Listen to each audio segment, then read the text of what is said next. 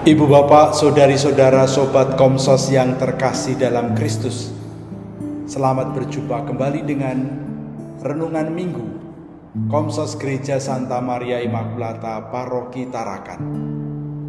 Kita hari ini memasuki Minggu Biasa yang ke-9. Bersama dengan seluruh gereja, kita hari ini juga merayakan Hari Raya Tritunggal Maha Kudus. Kita merayakan salah satu misteri iman kita. Bacaan Injil yang akan kita renungkan diambil dari Injil Yohanes bab 16 ayat 12 sampai dengan 15. Dalam kutipan ini yang diambil dari pesan-pesan Yesus terakhir pada saat perjamuan malam terakhir bersama dengan murid-muridnya. Yesus menegaskan bahwa ketika dia pergi meninggalkan para murid, dia akan memberikan roh penolong, roh kebenaran. Roh kebenaran inilah yang berasal dari Bapa dan juga berasal dari Yesus.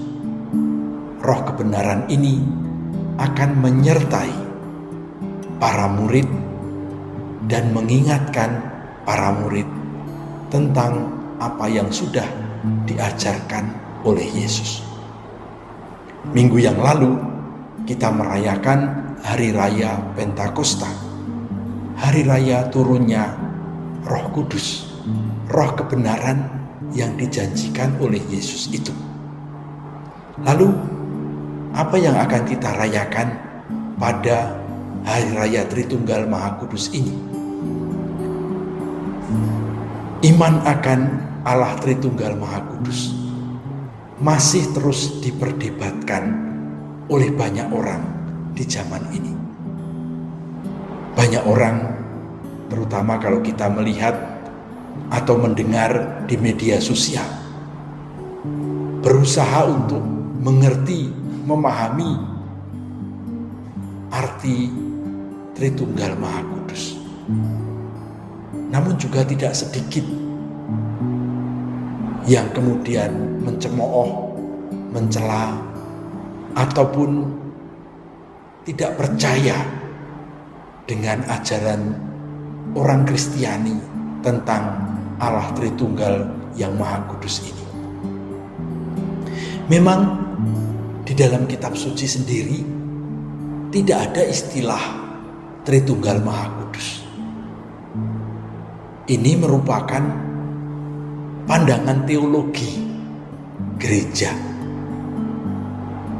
Namun gereja merumuskan pandangan teologinya bukan tanpa dasar kitab suci.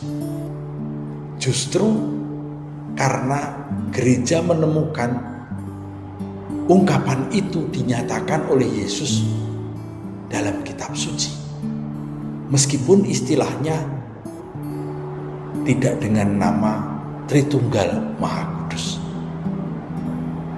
Kalau boleh, dalam pesta ini kita mencoba untuk merenungkan apa sebetulnya yang dinyatakan dalam kitab suci oleh Yesus. Kitab suci ingin menegaskan bahwa Allah yang maha kuasa, yang tidak terjangkau, yang tidak bisa dilihat, menyatakan dirinya kepada manusia sehingga Allah menjadi dekat. Allah hadir di tengah-tengah umat manusia. Allah bersama dengan manusia. Dan Allah terus menyertai perjalanan hidup manusia. Oleh karena itu, pernyataan diri Allah ini merupakan pengalaman rohani manusia terhadap Allah yang memperkenalkan dirinya. Pertama-tama, Allah adalah Dia yang menjadi sumber daya ilahi Dialah pencipta, dialah yang menjadi pengasal segala sesuatu. Semuanya berasal dari Allah. Dia tidak bisa dilihat, dia tidak bisa dipegang. Dia jauh lebih besar daripada yang kita bisa bayangkan. Semua agama mempunyai pengalaman dalam tanda kutip pergaulan dengan Allah. Dia yang maha tinggi, tapi juga dia menarik perhatian. Allah ini menakutkan, tapi juga Allah yang menarik perhatian. Manusia takut sekaligus ingin dekat. Inilah Allah, Sang Pencipta, Allah yang pengasal. Allah tidak mau manusia tidak mengenal dirinya. Maka Allah hadir menyapa manusia, dekat dengan manusia dalam pribadi Yesus. Yesus inilah yang menyatakan kepada para muridnya dan kepada kita semua bahwa dia mengenal Bapa. Allah dia panggil sebagai Bapa. Sebuah relasi yang sangat personal, sangat dekat, sangat akrab. Yesus bahkan menyatakan bahwa dia bersatu dengan Bapa. Dia tahu siapa Bapa dan Bapa tahu siapa Yesus. Semua yang menjadi milik Bapa juga milik Yesus. Yesus berasal dari Bapa. Tapi pengalaman ini, relasi Yesus dengan Bapa, ini adalah pengalaman Yesus, bukan pengalaman para murid, bukan pengalaman kita. Yang mengalami itu adalah Yesus. Yesuslah yang kemudian menunjukkan kepada para murid dan kita semua relasinya dengan Bapa. Maka Yesus adalah yang menyampaikan kepada kita siapakah Bapa. Bapa disampaikan oleh Yesus sebagai Dia yang mengampuni, Dia yang menyembuhkan, Dia yang mencintai tanpa syarat, Dia yang mentahirkan orang, Dia yang membangkitkan orang mati, Dia yang sumber kehidupan, Dia yang menjadi jaminan orang yang lapar. Dan semua itu diperkenalkan oleh Yesus melalui apa yang Dia buat. Ini menjadikan Yesus sebagai yang menghadirkan Allah di tengah umat manusia. Allah tidak lagi jauh, tapi Allah sekarang dalam Yesus mengunjungi umatnya.